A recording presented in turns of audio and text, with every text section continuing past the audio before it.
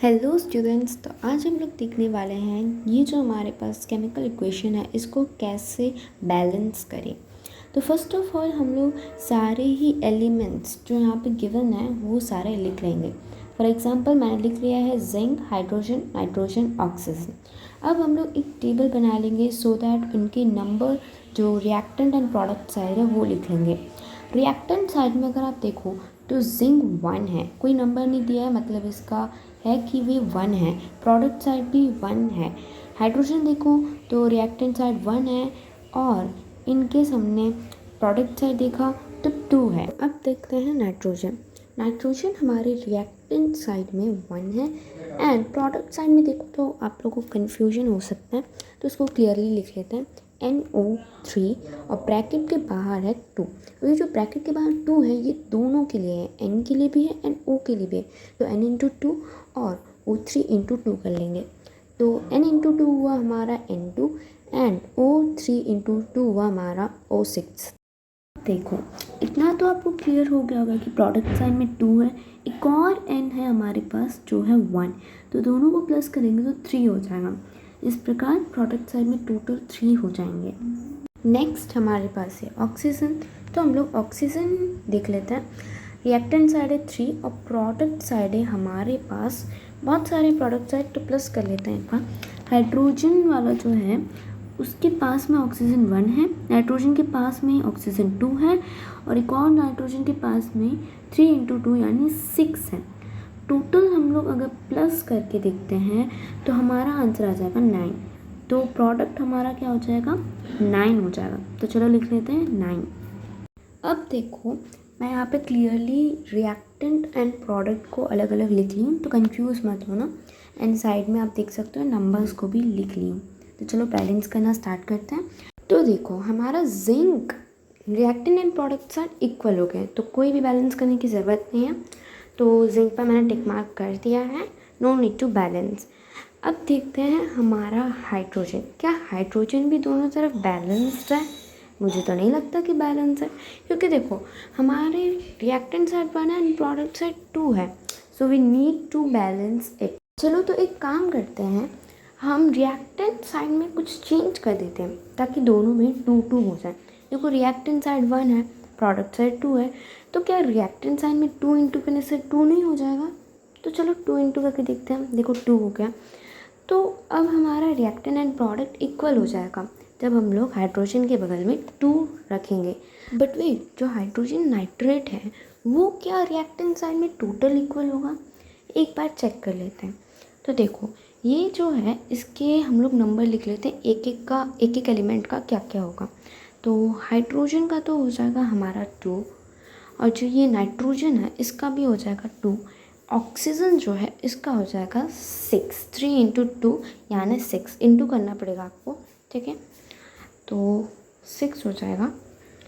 अब हम लोग देखते हैं क्या प्रोडक्ट साइड भी सेम आ रहा है। तो देखो प्रोडक्ट साइड तो सेम आ गया है। हाइड्रोजन का देखें तो अब देखो नाइट्रोजन का जो प्रोडक्ट साइड है वो सेम नहीं आ रहा है। इट मीन्स हमने गलत लिया है। हम लोग 2 ऐड नहीं कर सकते, हमें कोई और नंबर चूज़ करना पड़ेगा। तो 2 के अलावा 4 चूज़ करके देखते हैं एक बार रिएक्टेंट साइड में, ठीक है। तो देखो अगर मैं 4 इंटू करती हूँ 1 से तो 4 आएगा हमारे रिएक्टेंट साइड में, ठीक है। तो लेट्स सी हम लोग 4 अप्लाई करके देखते हैं।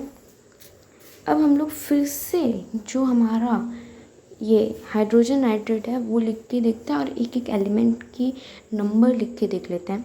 तो हाइड्रोजन 4 हो गया, नाइट्रोजन भी हमारा 4 होगा एंड ऑक्सीजन जो होगा हमारा हो जाएगा 4 इंटू 3 यानी कि 12, ठीक है। अब हम लोग मैच करके देखते हैं कि क्या ये प्रोडक्ट साइड इक्वल आ रहा है।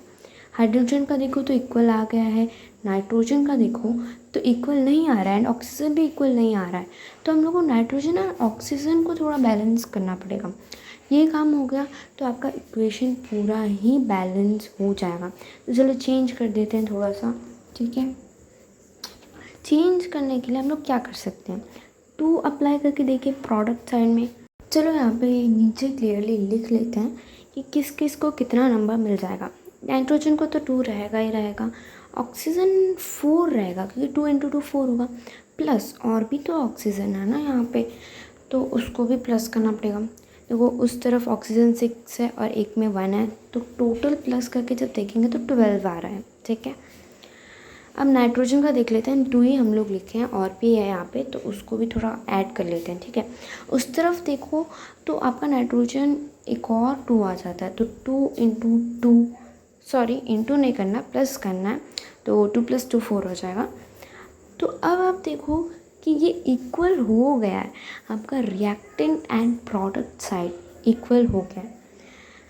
इस प्रकार हमारा जो इक्वेशन होता है वो बैलेंस हो गया। तो यहाँ पे मैं फिर से क्लियरली आपका जो पूरा बैलेंस्ड इक्वेशन है वो लिख देती हूँ। देख लो आप किस प्रकार ये जो रिएक्टेंट है और प्रोडक्ट साइड दोनों ही में इक्वल नंबर दिखाई दे रहे हैं। ठीक है, so this is our whole balanced equation. I hope आप लोग को बहुत ही अच्छा समझ आया होगा, एंड इफ़ आपको अच्छे से समझ आ गया है तो do like and share my YouTube channel. Okay, फिर से यहाँ पे मैं आपको क्लियर करने के लिए दिखा दे रही हूँ कि क्या हमारा product and reactant side equal है। तो जिंक देखो प्रोडक्ट एंड रिएक्टेंट में 1 है, आपका हाइड्रोजन देख लो प्रोडक्ट एंड रिएक्टेंट साइड में बोथ साइड में आपका 4 दिख रहा है। नेक्स्ट आता है अपना नाइट्रोजन भी आपका प्रोडक्ट एंड रिएक्टेंट साइड में 4 दिख रहा है। इस तरफ भी 4 दिख रहा है, उस तरफ अगर आप टोटलिंग करके देखते हो 2 + 2 का जो टोटलिंग है तो दोनों तरफ ही 4 आ रहा है।